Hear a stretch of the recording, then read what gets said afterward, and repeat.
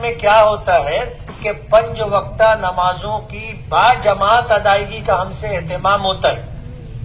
امامت معمولی خدمت نہیں ہے، بہت مشکل کام ہے. میں کئی مرتبہ سنا چکا. ایک مصلی تھا مجھ سے کہنے لگا کہ آپ امامت کرتے اور تنخواہ لیتے، آپ اگر امام نہیں رہتے تو بھی تو آپ کو نماز پڑھنی پڑتی نا، تو جو نماز آپ پڑھتے وہی نماز آپ بجائے چٹائی کے مصلے پر پڑھ لیے تو آپ پگار لیں گے کیا؟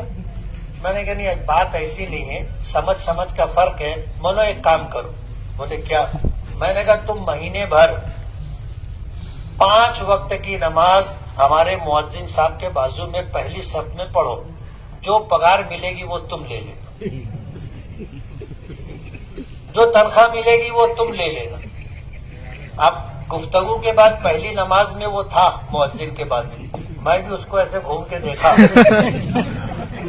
دوسری نماز میں 2-4 لوگوں کے بعد تھا، میں اس کو دیکھا رہا تو وہ سر اٹھا ہی نہیں رہا تھا نیچے سے.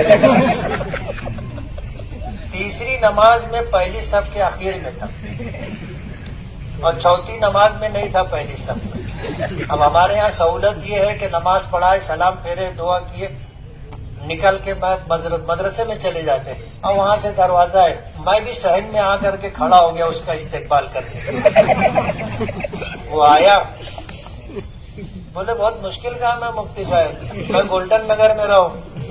ایسا ہی موقع معلوم پڑا، میں بھاگت آؤ، پہلی سب بھر گئی. اب تو کہاں بولنا، بولے کم پگار دے.